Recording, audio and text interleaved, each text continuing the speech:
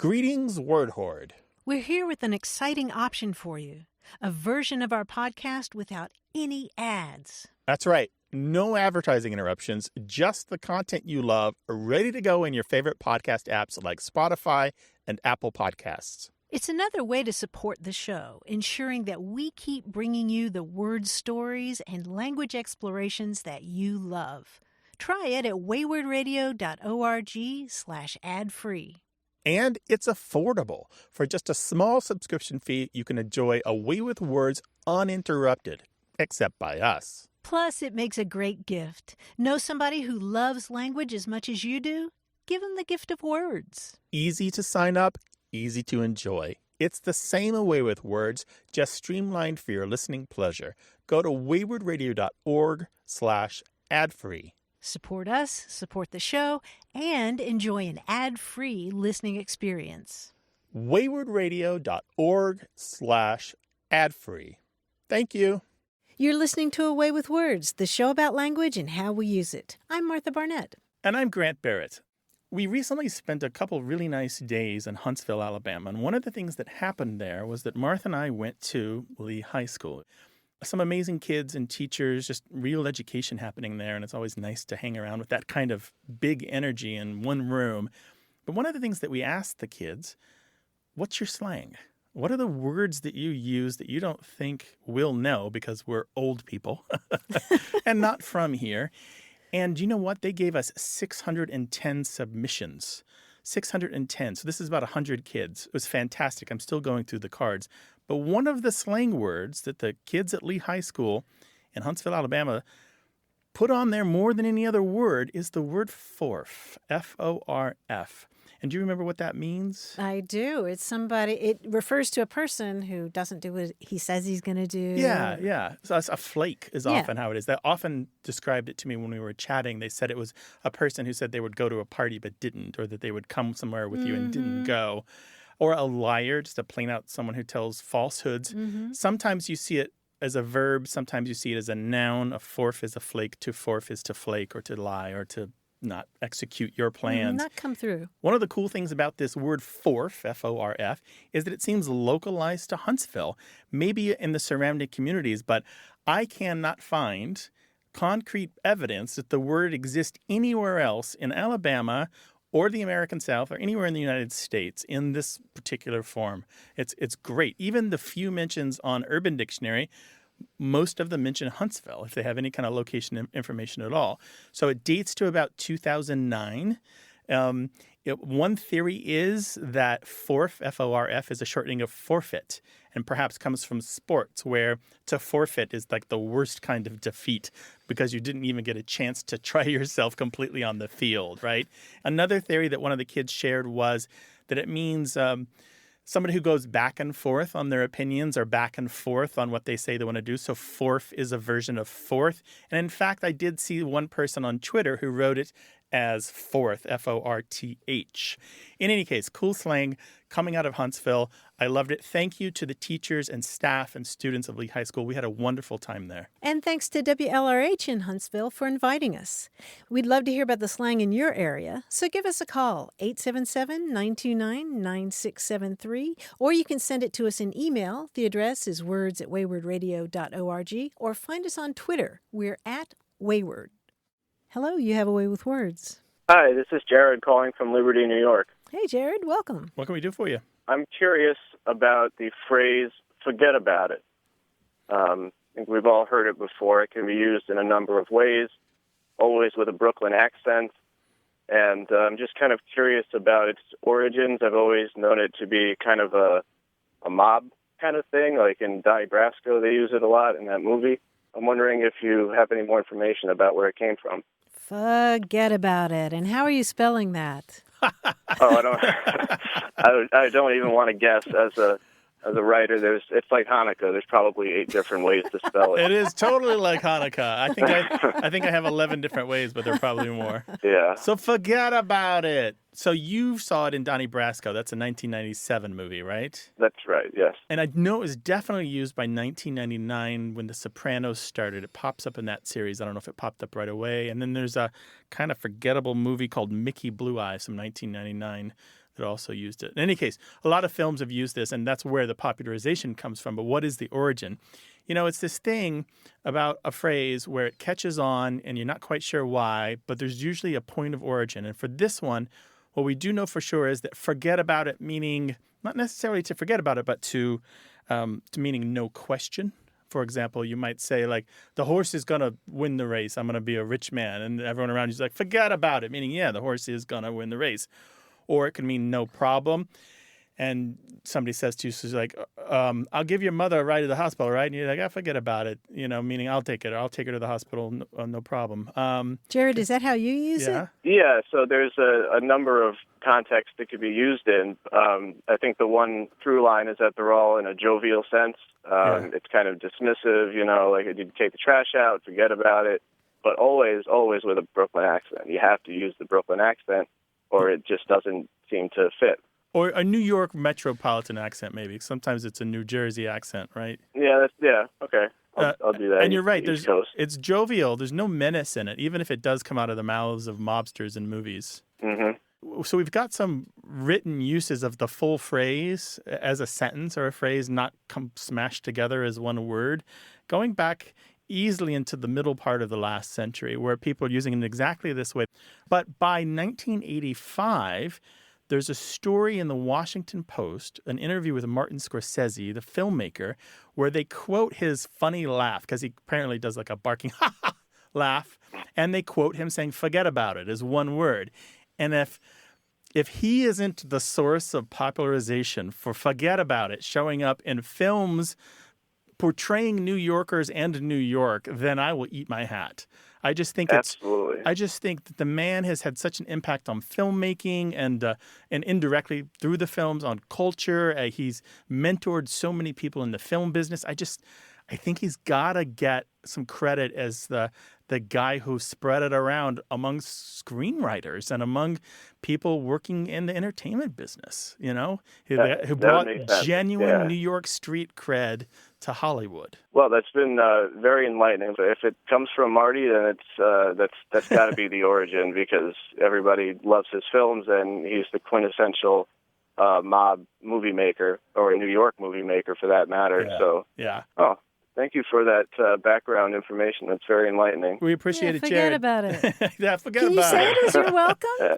You can say it as you're welcome, sort of? It's kind of a never mind sometimes. Yeah, forget about it. Yeah. You Forget say about it, though, Jared, right? It's part of your language? I do use it sometimes. I live about 100 miles northwest of New York, so I'm in that sphere. But it's a national thing because of those films. So right. I imagined it did come from this area, and I'll definitely buy the Scorsese thing, because it comes up in his movies too. So yeah. All right, cool. That sounds good to me. Call us again sometime. Really appreciate it, Jared. All right, thanks, Brett and Martha. I appreciate you taking care of that thing we talked about.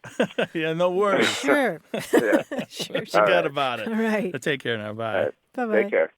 877-929-9673.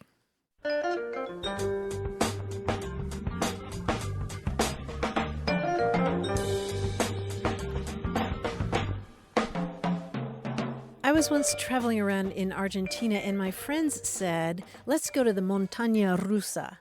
And I'm thinking, why would we go to a Russian mountain here in Argentina? Do you know what that term is? Yeah, it's a roller coaster. Yeah, it's a roller coaster. Do you know why?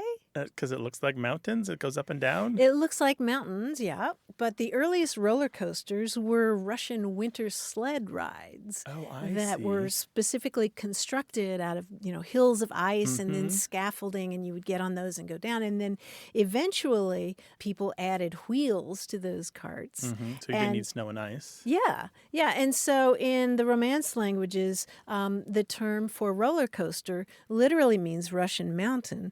And what's even more surprising is that the term in Russian for roller coaster is American mountains.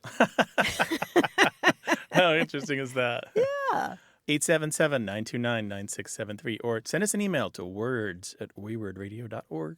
Hello, welcome to Away with Words. Hi, it's Pearl. I'm calling from Massachusetts. Well, we're glad to have you on the show. What can we do for you? The other night at dinner, my mom was making something, and she said, I'm using turmeric, and I always heard it turmeric, so I said she was wrong. And I was wondering what it actually is. So clarify for us. Your mom says, Turmeric. and you say, Turmeric. turmeric. Oh, interesting. And what was she cooking? I don't know. It was something with like kale and turmeric and chickpeas. And I wonder where she learned turmeric. Did you ask her about it? I think she just grew up like talking with that word. And where did you learn your pronunciation? I think probably from my dad and just like my friends and parents. Okay. Gotcha. Well, Grant and I are both very interested in how your mom came up with that pronunciation because yours is among the correct ones. Yeah, and there are many pronunciations for the word, but turmeric isn't one that's recorded in any dictionary that I have. That's what I thought. Yeah. Pearl, are you saying the R there before the M when you say the word? I'm not sure I'm hearing it. No, I don't think so. I think I'm just saying turmeric. Turmeric, because there is an R there that many people pronounce. Yeah, like turmeric. Yeah. Yeah. And if I'm looking at my dictionaries here, I count at least 6 pronunciations of this word. And are any of them turmeric? No, none of them turmeric. That's why we were wondering about how your mom learned that pronunciation, because she's putting the stress on the second syllable, and we just don't see that in any of the dictionaries. Yeah, usually people say it with the stress on the very first syllable, like you're saying it. Yeah. Yeah. Yeah, and sometimes that happens when people learn words from books rather than hearing them from other people, which it sounds like you did, hearing it from your dad and from your friends. Yeah. Or maybe cooking shows. Do you watch cooking shows? Yeah, sometimes. Oh, you do? And I started asking people after my mom said that, how do you say it? And all of them said turmeric. Turmeric. I like that. A little field work. I appreciate that. You're going out there and being a scientist to figure this out. Yeah, well done, Pearl. So how are you going to talk with your mom about this? I think I'm just going to ask her where she has ever heard that. There we go. That's the right attitude. Instead of criticizing her, you're going to look for more information. I like that. So, Pearl, thank you so much for calling. It was good to talk with you. Okay, thanks. Thank you very much. Take care. Thanks. Yeah, I think for a long time I didn't realize that it has that R in the first syllable. Yeah, turmeric. And so this is a spice that comes from India, right? Yeah. Interesting. Yeah. Kale, I wonder how that was with the kale and chickpeas. I'm envisioning a decent dish here, right? Yeah, it sounds good to me. Maybe a nice lemonade on the side. Have you had a dispute over pronunciation? You can always call us about it, 877-929-9673, or send your questions in email to words@waywardradio.org.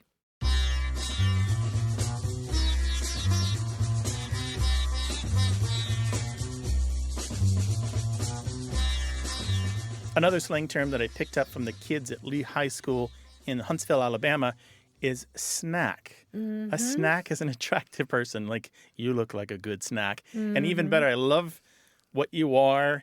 If you're better than a snack, you look like a whole meal. But snack is fairly widespread in the United States. I just had never heard it because I'm in my 40s and out of touch with youth slang. So thanks, guys, for helping me keep up. I really appreciate it. We'd love to hear about the slang in your area. You can give us a call at 877-929-9673 or send it to us in email. That address is words@waywardradio.org. This show's about language examined through family, history, and culture. Stay with us.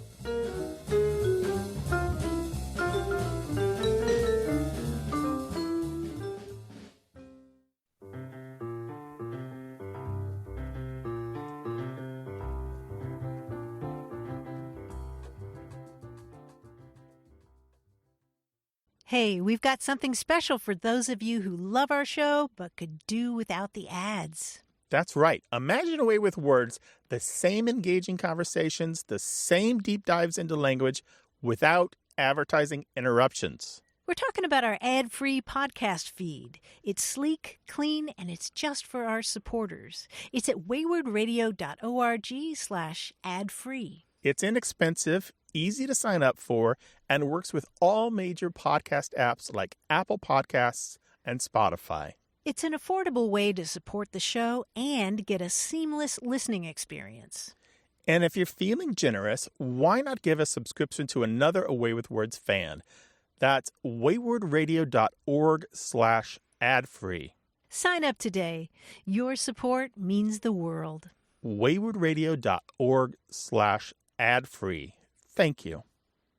You're listening to A Way with Words, the show about language and how we use it. I'm Martha Barnett. And I'm Grant Barrett, and we're joined by our quiz guy, John Chinesky. Hello, John. Hi, Grant. Hi, Martha. What's up? It's a pleasure to be back once again. If I had a dime for every time we did a quiz based on rhymes, I'd have enough for a subway ride, maybe. But, instead of doing rhyme time, I thought we'd try something a little different. This is called rhyme and time. In the following answers, the rhyming words are separated by the word and. For example, if I gave you the clue, this is a technique for narrowing the aspect ratio of a widescreen movie so that it'll fit on your TV screen, you might know that technique is called pan and scan. Oh, yes. Yeah, they pan the movie, they find where the action is, and that's the part they use. Pan and scan. So it's going to be blank, and the two words will rhyme. Here we go. Speaking of techniques, it's a technique for courting someone. You take them out frequently for drinks and good food. Wine and dine. Yes, wine and dine. It's a pretty good technique. You're not likely to make many friends with an attitude like this one. You're a pessimist who focuses only on the negative aspects of any situation. Groan and moan, moan and groan, moaner, groaner. That's something, but I don't think it's something I've heard regularly. Doom and gloom. Yes, doom and gloom. I would also accept gloom and doom. Both of them are used. Now, you won't make many friends if you're not there for them. It may sound like an advantageous position to be in during a flood, but it really means you need help. High and dry. Yes, high and dry. Very good. A better way to live your life is to be honest and straightforward when dealing with people. Be equitable. Be a parallelogram. Fair and square. Yes. I was going to say true and blue, but no. That's true and blue. We can make that a new thing. I like it. This term is often used for an event where fans can encounter celebrities in person. Now, it sounds a little redundant to me. How can you do the first and not the second? Meet and greet. Meet and greet, yeah. It's you meet someone and then not say hello Just at least. them. I don't know. Yeah, exactly. The internet age and spam emails, social media, fake news have given new life to a form of securities fraud. It involves artificially inflating the price of a stock with misleading positive statements and then selling your overvalued shares. Pump and dump. Pump and dump, yes, very good. Wall Street term. It wasn't until Jenny was pregnant with our firstborn that I heard this phrase.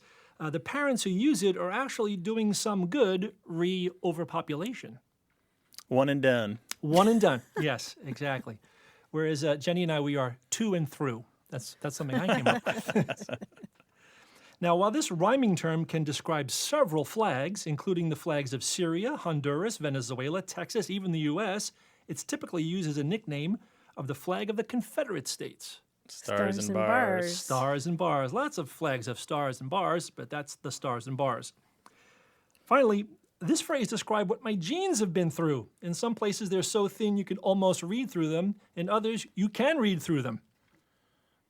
Wear and tear. Wear and tear, yes. And on that note, I got to go buy some new jeans. Okay, you guys were great. Take care. Thanks, John. We really appreciate it. Thank you. We'll talk to Take you next care. week. Bye-bye. See you then. Bye-bye. And if you'd like to talk with us about any aspect of language whatsoever, call us 877-929-9673 or send your comments and email to words@waywardradio.org. Hello, you have a way with words. Hi, this is Peg O'Day Lippert in Papillion, Nebraska. Hi, Peg. Welcome to the show. Thank you. What can we do for you, Peg? Well, I recently read all 12 volumes of Winston Graham's The Poldark series, and these stories took place in Cornwall, England, between 1783 and 1818, and they had an interesting phrase. Upon meeting friends or acquaintances, instead of like we might say, "Oh, how are you? You look great," they would say, "You're looking brave." I was just so fascinated by this that I wonder what the origin and, true meaning of that phrase is. The word brave has been used in centuries past to mean not only courageous, but finely dressed or looking good or handsome or splendid. Or healthy. Oh, Yeah. Well, that would fit then, to look healthy and well-dressed, both. I guess that would be a double brave, wouldn't it? Yeah, back in the 16th century, there was a reference to the lilies which are braver than Solomon, which I just love because it's not as if the flowers are really courageous. They're more finely dressed than Solomon himself. Yeah, one of the Scots dictionaries, the Dictionary of the Scots Language, particularly the part of it which is before 1700, suggests that this comes from the Italian bravo, which besides meaning brave also could mean excellent. So we're looking at something that's at least 500 years old and borrowed from one European language into another one. And the Scots... So you're looking excellent. I like that. Yeah, the Scots will often do it without the V sound. It's more like bra. Yes, B-R-A-W. B-R-A-W. Bra. And a few other spellings are more like Oh, sometimes like an F instead of a V, but yeah. Interesting. Well, thank you so much.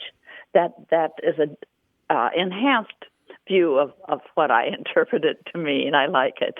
Thank you. Good. Peg, thank you so much for calling. Thank you. All right, Thank take you. care. Take care. Bye. Bye-bye. By the way, the Dictionary of the Scots Language is available free online. 877-929-9673. Hello, welcome to Away with Words. This is Aya from Toronto, Ontario, Canada. Aya, welcome to the show. How can we help you? Well, the two of you have said before on the show that you're just horrible examples of your own regional dialect on account of you studying language and hearing new phrases and trying them out and all that. So I want to talk to you about that and how it happened. Okay, yeah, sure. Okay. I went to college in New England. When you get that many young people with different backgrounds together, like Connecticut, Boston, New York, California, the South, other countries and all that, they start talking about their own regional dialects of English. Rotary, roundabout, traffic circle. Oh, you call it pop, I call it soda. Time and again, I would see people get sort of lost in these conversations. They'd be listening to two people argue about like caramel versus caramel. And then they would look up confused and say, wait, what do I say? This happened to me once with the phrase by accident and on accident, and I simply never got it back. Ever since then, I feel uncomfortable using either turn of phrase. I don't know, they feel like I'm speaking a different language, whether I use either one of them. What did you originally say? I think after a while I figured out by accident was my original way of saying it. But it felt like I was using someone else's regional dialect. Like I heard someone else say and go, oh, I'll try that. Does this kind of thing sound familiar to you? Yeah. Do you have any advice for me? Yeah, it's like clothes that don't quite fit, right? Yeah. In my house, I do a lot of the laundry, and my son is growing so fast that some of his shirts, his T-shirts, for example, are very similar in size to my wife's T-shirts because he wears them a little large. And so I frequently accidentally put his shirts in her pile, and they both think that it's a joke and that I'm funny for not figuring this out. But the language stuff reminds me completely of that. They both know in their hearts that shirt isn't right for whoever. They just know. They can just look at it, and I have to look. I don't know. The tag's been missing for years. I don't know whose shirt this is. But I get what you're saying. The solution I ended up doing, kind of, is I just sort of gave up on both and came up with my own third thing. I've been saying for accident ever since. Oh, really? Is it a joke? Does everyone get that you're kind of teasing a little bit? Kind of. I just started putting just any and all prepositions instead of those things. Like I have for accident, above or below accident. Right. And I recently started doing through accident because that one sort of makes sense. Oh, okay. You might just try the adverb accidentally. I was going to say. But I get the goof is fun too. Goofing around with the prepositions in that way is fun. Yeah, we should probably say that there is a generational divide between people who say on accident and by accident. If you're born before 1990 or so, you tend to say by accident, but there's a whole younger generation coming up that says on accident, maybe a confusion with on purpose. I still say by accident. On accident bothers me less and less. Mm-hmm. Yeah, I want to go back to that notion that it so bothers you, you're not sure which is native to you. And I would argue that they are now both native to you. And maybe it's a question of choice rather than a question of fit, if that makes sense. When we look at what happens to the language of people as they get older, in every decade that's been measured by linguists, all the way up into the 90s, people do adjust their own language to suit the circumstances around them. And those adjustments are often permanent. And it's not just vocabulary, but can be all parts of the language, including syntax. And so it is normal for you to adopt the language of the people around you, and it is normal for it to have a transition phase where at first it feels strange and then it feels normal, and then you wonder why you ever were bothered by it. And then after that, you'll forget that you ever learned it and won't remember the day that you learned it. Sometimes with language, you just have to gut it out and not overthink it. Yeah. Aya, thank you so much for your call. We really appreciate it. There's a lot to chew on here. All right. Thank you. All right, take Thanks. Bye-bye. All right. So your changing language Yeah. is a reflection of what's happening inside of you as well as around you. Mm-hmm. It's a normal thing. Yeah, that's a cool thing to think about. I guess I tend to celebrate that, just being Yeah, at it sounds the like he was on that track long, too. long salad bar, the linguistic salad bar, and I just want something from every Yeah. little. I have seen you quiz container. cab drivers and That's other true. people, and sometimes You were right there with me. Sometimes when we do this show, I'm like, Martha, you cannot stay on the phone with this Brazilian person another minute longer.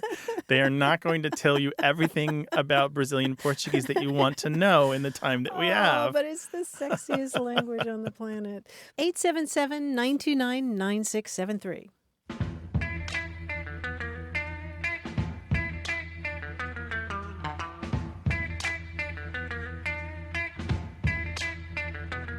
Gnat flat. Do you know what a gnat flat is? G-N-A-T, flat? A gnat flat, Mm-hmm. is that when you sunbathe in the nude and you give them a big target of your behind? I don't know. A gnat flat is a really tiny apartment in a place like Hong Kong. Oh, okay. Which has the world's worst housing costs. They're also called nano flats. Mm-hmm. Oh, I've heard And that one. Yeah, nano flats and gnat flats because they're so tiny. And those are about half the size of what we call in this country micro units. You know, Wow, like when you that's spend small. like $300,000 for a studio apartment in the Yeah. middle of Miami Beach that's the size of 2 parking spaces. Wow, A gnat yeah. flat is about half that size. Like a double wide refrigerator size, right? 877-929-9673. Hello, you have a way with words. My name's Gary Prober from Santa Maria, California.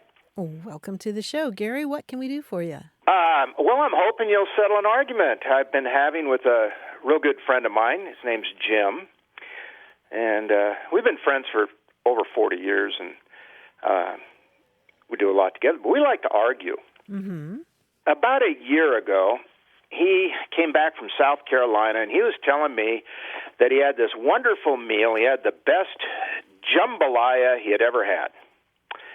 And I thought, well, okay, I'll yank his chain a little bit. And I asked him if that was anything like jambalaya. And we've been going at it ever since. Now, my side, my opinion, is based on 2 premises. One is the way it's spelled. And I look at it and I see jamba. And I don't see jumbo, I see jambalaya. And the other thing is I'm an amateur harmonica player, and I play with some guys, and we play some Hank Williams tunes. Mm-hmm. And when I hear Hank sing jambalaya, I hear jambalaya, not jambalaya. So Jim won't give up. I won't give up.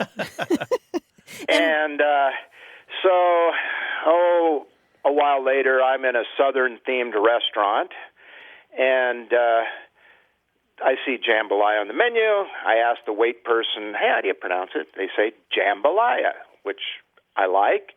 I ask him if I can videotape him, send it to Jim. Well, pretty soon he's sending me multiple videotapes of multiple wait persons pronouncing it jambalaya. And, when we're with a group, we ask people how they pronounce it. Yeah.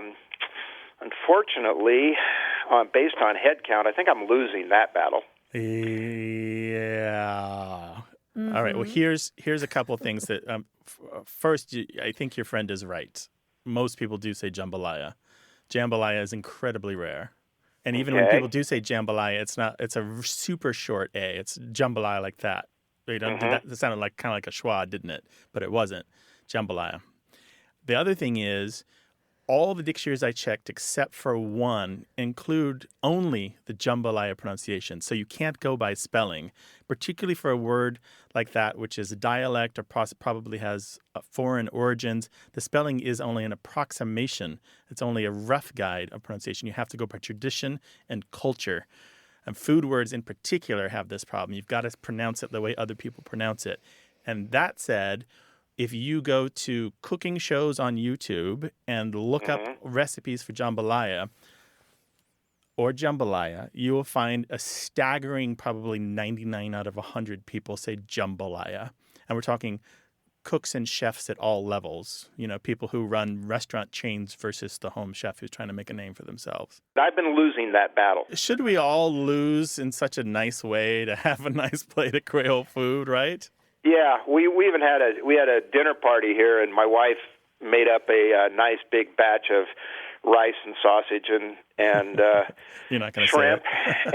and to sidestep the argument, she called it Jambalaya. That was going to be my suggestion. Well, the thing is, there are people who say it like you say it, but you're vastly outnumbered, and the people who are in the food business that I know and all of the major dictionaries of English, the ones that I think matter for U.S. pronunciation, all record jambalaya as the standard pronunciation. However, There's always a however. I mean, we're talking. Please give me a however. Well, it's a little however, but I've heard so many different versions of the song, the really popular song, and I could swear that people like Emmylou Harris say jambalaya. They might say it. I'm not 100% sure about that, but there's so many different versions of that Hank Williams song. Here's the thing. I think you guys need to have that dinner. And he pays 25% and you pay 75% because that's about the level that you each are right.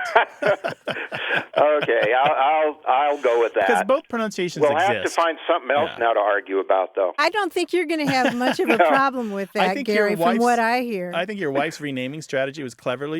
There is a dish called Hopping Johnny, which that name has also sometimes been applied to jambalaya.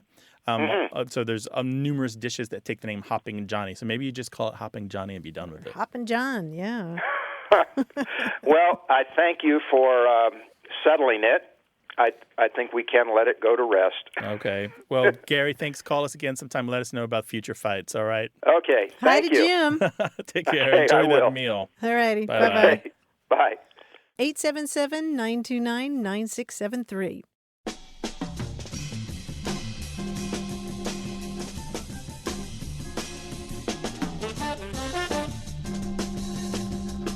As we've discussed before, a portmanteau word is a word that combines two other words, like smog, for example, which Smoke is and fog. smoke and fog. And more recently, we've been learning a lot about VOG. Video smog? I don't know. Video fog. Yeah, too many videos, too many cat videos. What's the V? I don't remember what the V is. It's volcano. Oh, yeah. Yeah, it's a form of air pollution. The Hawaii volcanic eruption. Yeah, it's a kind of air pollution that occurs when sulfur dioxide and other gases and particles emitted by interrupting volcano react with oxygen. VOG. I think I defeated him. I think he was a final boss in a video game I played, VOG. VOG. 877-929-9673. Why we say what we say and how we say it. Stay tuned for more.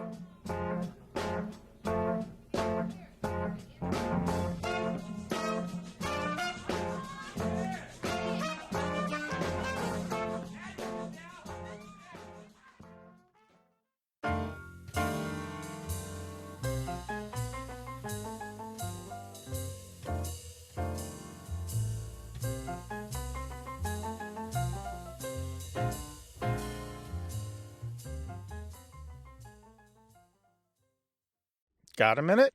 We need your help. Head over to gum.fm/words and share your thoughts in our quick survey. Your feedback matters. It's the backbone of our show's success. Thanks for making our show even more successful.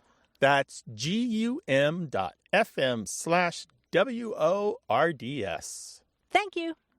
You're listening to Away with Words, the show about language and how we use it. I'm Grant Barrett. And I'm Martha Barnett. I came across a lovely poem that I wanted to share with you. It's called Instructions on Not Giving Up by Ada Limon. More than the fuchsia funnels breaking out of the crabapple tree, more than the neighbors' almost obscene display of cherry limbs shoving their cotton candy-colored blossoms to the slate sky of spring rains, it's the greening of the trees that really gets to me. When all the shock of white and taffy, the world's baubles and trinkets, leave the pavement strewn with the confetti of aftermath, the leaves come. Patient, plodding, a green skin growing over whatever winter did to us, a return to the strange idea of continuous living despite the mess of us, the hurt, the empty. Fine then, I'll take it, the tree seems to say, a new slick leaf unfurling like a fist to an open palm. I'll take it all. That was beautiful, Martha. Can you tell us the name of the poem again? It's Instructions on Not Giving Up by Ada Limon. Thank you very much.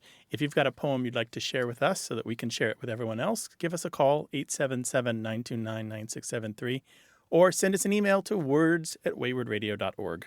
Hello, you have a way with words. Hi, I'm Rachel calling from San Diego. Hi, Rachel. Hi, Welcome. Rachel. What can we do for you? Yeah, so recently me and my husband were playing a very dorky game of who could name more onomatopoeias. So he would go and I would go. And after quite a while, we were running out, and I offered the word chihoo, which we lived in Hawaii for a long time. And you say it's kind of similar to like yippee or yahoo when you're jumping like off a waterfall or excited about something. Mm-hmm. And he argued that wasn't an onomatopoeia. But I argued that it was because it's just the sound that you make when you're excited. So Chihoo. just wanted your take on who was right. Chihoo? Yes. How would you spell that? So you wouldn't. I believe it's CHEEYOO or Okay. WH. So I don't know how you spell it because you would say like, oh, give them a good chihoo at like a basketball game or if you're jumping off a waterfall. And I'm really butchering it because you kind of shout it and you go chihoo really loudly. Yeah, that's right. There are a bunch of different ways to spell it. So you were sitting around playing a game about onomatopoeia? Sounds So like I one believe of our listeners. to your show. Let me ask you, what other words did you come up with that fit into your category of onomatopoeia? Lots of animal sounds, obviously. Right, sure, like Meow, oink or moo. Woof. Woof. Yes. Good. And he argued drip, which I wasn't really sure about that one. Drip? Maybe drip. Maybe plop is a better one if we're going to do liquids. Yeah. Yeah, so onomatopoeia is a word that the sounds of the word resemble the sound that it refers to, right? Mm-hmm. Okay. And your question is, chee-hoo! Is that, I can't even do it. It's a little like the rebel yell, or what, I think Chewie and Han do it in one of the Star Wars movies. Look up chee-hoo on YouTube. There are a lot of fantastic examples. CHIHOO is the common spelling that I see. I think the answer is yes, it is an onomatopoeic word. That the word spelled CHIHOO is an onomatopoeia for the sounds that are made. And I will tell you why. Because it's not originally Hawaiian. And there are Samoan words for this cry that are nothing like, really, not very much like chihoo at all. So it's sometimes called the fa'amu, F-A''AMU, or it's also known as the ususu or the sisusu.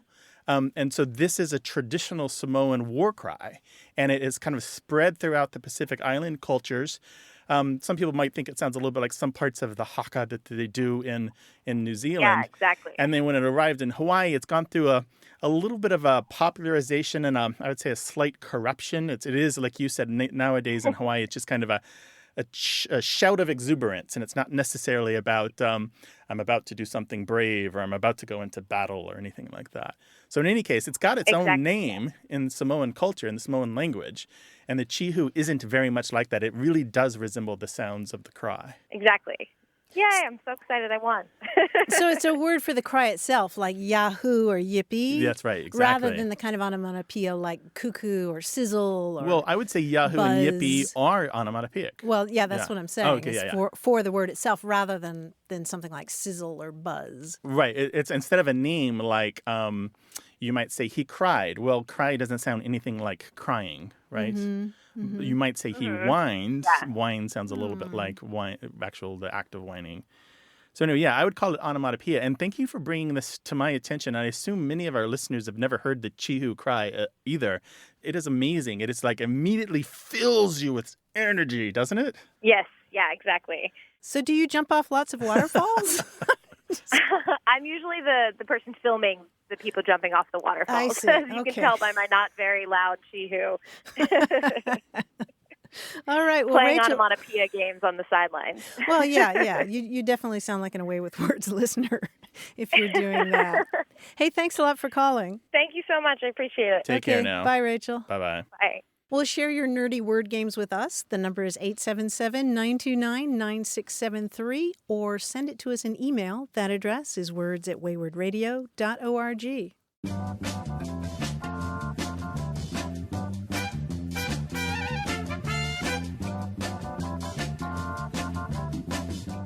There's a South African term that's spelled Spookasem, and it's pronounced spuckawesome. Spokawesome.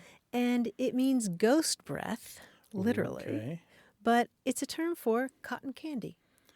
Oh, nice. Isn't I that always cool? liked candy or Yeah. fairy floss as, Yes. as the Briticism for it. Yes. Fairy Yeah. floss So I and think I candy can floss. hear the roots of that word.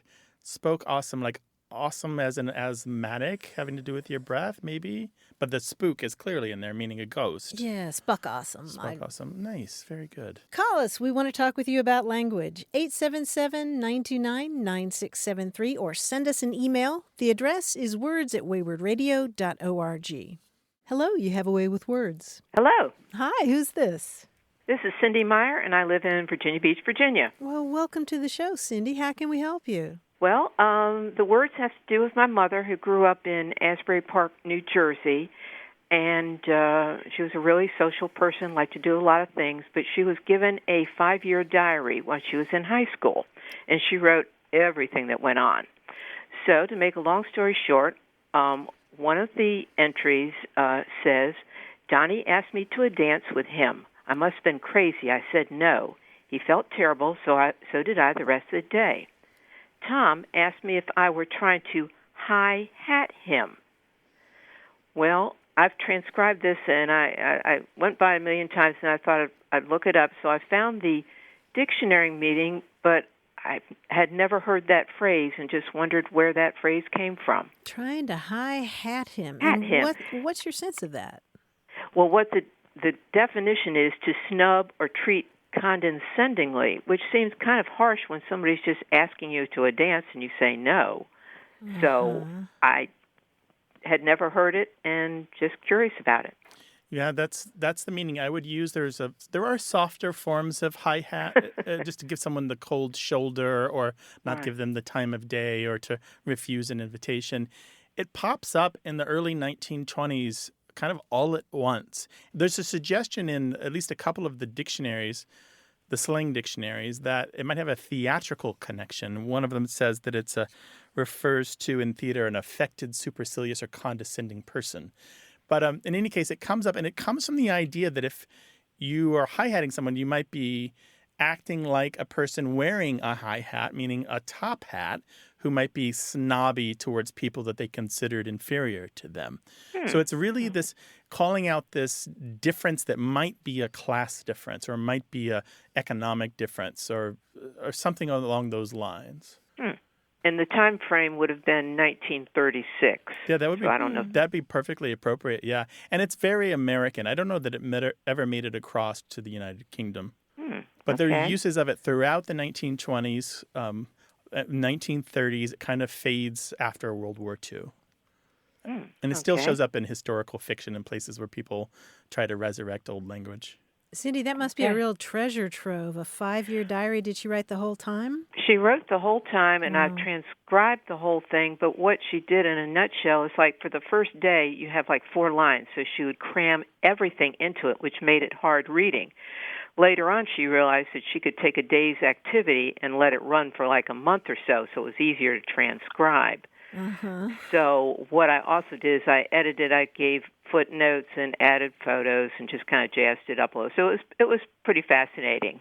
Well, that's super cool. Thank you for sharing that family And thanks for treasure calling, with us. Cindy. We really appreciate it. Okay, thank you very much. Take care. Bye-bye. Bye-bye. You know what's extraordinary? We talked earlier in this show about the slang that we picked up from the great kids at Lee High School in Huntsville, Alabama, right? Yeah. One of the terms that I picked up was to cap someone, and it doesn't mean to kill or to shoot. You talk about capping someone or high capping someone. Is this sounding familiar? You talk about being braggy, putting on airs, flossing as the old slang has it, or fronting as the old slang has it, or exaggerating about yourself, or bragging. You might say no cap, meaning no lie. And so all of these versions of high capping, high cap, to cap, capping, again, it's not the cap to shoot someone with a gun. Right. They, I believe, are directly connected to hi-hat. Something you wear on your head. Yeah, something you wear on your head that kind of shows off your personality and perhaps that you have money or that you have the right fashionable cap for the season, the one that everyone wants from the right team or the right hip-hop artist or that sort of thing. How cool is that? Yeah, right? And just the echoes across that's almost 100 years are amazing. From high school to high school. Yeah, hi-hat in the 1920s to high capping or to capping in the 20-teens. Oh, that's wild. Yeah. 877-929-9673. Email words@waywardradio.org. Hello, you have a way with words. Oh, hi. This is Tony. I'm from San Diego, California. Hi, Tony. Welcome. What can we do for you? Well, I have 2 very good friends of mine, and one is from New Jersey, and the other one is born and raised here in San Diego, California. And they use a term, wooder, for the word water. I've always wondered where this came from, and since they're from 2 different parts of the country, it just wasn't lining up. Can you guys help me with that? Yes, we absolutely can. Although I'm utterly mystified about the San Diegan who says it's wooder. Am I getting that right? Wooder? It's wooder, as like wood, W-O-O-D, and then E-R. Yeah. The New Jersey one makes perfect sense. There's a part of the country, eastern Pennsylvania, Philadelphia maybe, parts of southern New Jersey, where they do say wooder. It's this long time established pronunciation. I've got records of it going back to at least the 60s, probably earlier than that. But linguists didn't really start to do these atlases in full till the middle of the last century. In any case, so wooder makes sense. I can only guess that the San Diegan has some kind of family connection or school connection to that part of the country, and that's the reason they say it, because it is not common for people in California to say wooder instead of water or any of the other pronunciations. By the way, just so you know, there are about 15 pronunciations of the word water in this country. Seriously, I kid you not. Great. It depends on your dialect and depends on your location and a few other factors. But yeah, about 15. Well, thank good for context so I know what they're wanting. Yeah. Usually it's not an issue, and most of the pronunciations just kind of slip by unremarked upon. But there's a thing that happens. First, we take the prestige language of the people around us, like anybody who's got power or that we admire or somehow influences our life, we tend to adopt their speech habits. And then in a region, we often have what's called leveling, where everyone who speaks a little differently kind of modifies their speech so that everyone sounds a little more like each other. We do this for group cohesion and a bunch of other factors. In any case, so that's why you can end up with something like people in southern New Jersey and eastern Pennsylvania saying wooder instead of water. And so they knowingly say it, even though the New Jerseyan is no longer in New Jersey. He's here in San Diego. He will still continue and get ribbing from it. Everyone, oh, wooder, what's that? Do you say hooder? Do you say footer? And he'll still say wooder. Yeah, and we hang on to our stuff. Sometimes we're proud of it. It's who we are. It's a form of identity. Sometimes we can't shake it. And so we just own it because we can't really get rid of it. We don't know how to adopt the other pronunciation that people expect from us. Yeah, we don't even hear ourselves. Yeah, sometimes sometimes I love that about sociolinguistics research when you say to someone, you say wooder, and they're like, no, I don't. No, I don't. I say wooder, and you're like, no, you do. And you show them the tape, like the audio file where you can see the waveforms, and they're like, yeah, no, that's not wooder. And I'm like, no, that's wooder. So you're saying that it came from some sort of model that we would want to pronounce these words. So are they saying it in kingdoms? Are they saying it in England? The East Coast? Where is wood? For this particular pronunciation, I don't have a strong connection to any particular part of the United Kingdom.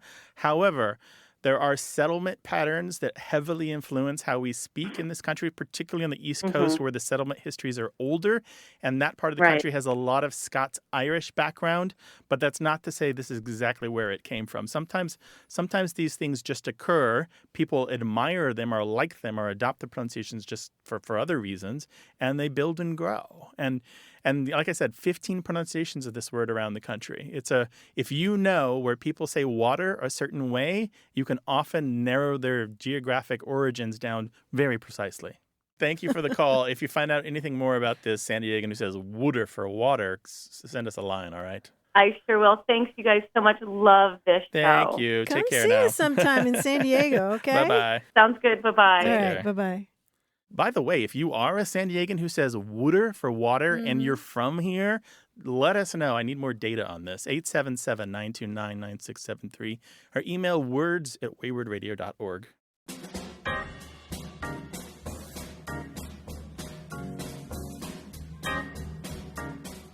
Here's a term that was new to me, whisker fatigue. Do you know this term, whisker fatigue? It's the reason I grew my beard. I got tired of shaving. Whisker fatigue has to do with cats and the fact that their whiskers, or vibrissae as they're called, are very, very sensitive. As you know, they can detect all kinds of things. And if they have a bowl that has sides that are too steep and it bothers their whiskers, they can get what is called whisker fatigue, and it makes them irritable around their food. And so if your cat is sort of reluctant to get to the food in the bowl, put it on a plate instead. Yes, or a smaller, a less deep dish. This is not really related. There is a trick that people who pickpocket use when they want to take your watch or something on your hand. They pull your whiskers? They squeeze your wrist over the watch where your wristband is, right? Yeah. So you feel this extra pressure. Like they might grab your arm and pretend to be stopping you from going into traffic, or grab your arm as a way to get your attention and ask for directions. But they squeeze so hard that when they let up their hands, it still feels like they're squeezing. They can take off the watch, and because you still feel the echo of their squeezing, you think your watch is still on your hand. Oh, my gosh. It's like Phantom Watch. Yeah, Phantom Watch, exactly. Anyway, the whiskers remind me of that. Yeah, just this too much stimulus gives you, like, bad feedback. Yeah. Wow. Interesting. 877-929-9673. Email words@waywardradio.org. Want more Way with Words? Listen to years of past episodes at waywardradio.org or find the show in any podcast app or on iTunes. Our toll-free line is always open, so leave us a message at 877-929-9673 and we'll take a listen. We love to get your messages at words@waywardradio.org or hit us up on Twitter at WAYWORD and look for us on Facebook. This program would not be possible without you.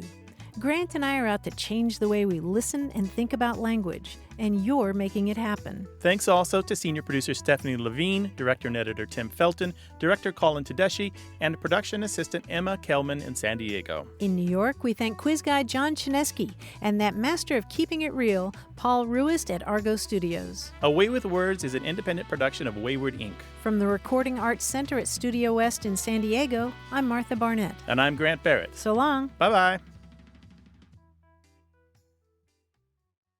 Hey, listeners, we have a favor to ask. We'd love for you to fill out our listener survey at gum.fm/words. Your feedback is crucial. It's quick, and it helps us make our show even better. It shapes our show, helps us plan, and ensures we're bringing you the content you love. That's gum.fm/WORDS. Thanks for being a part of what we do. Thank you.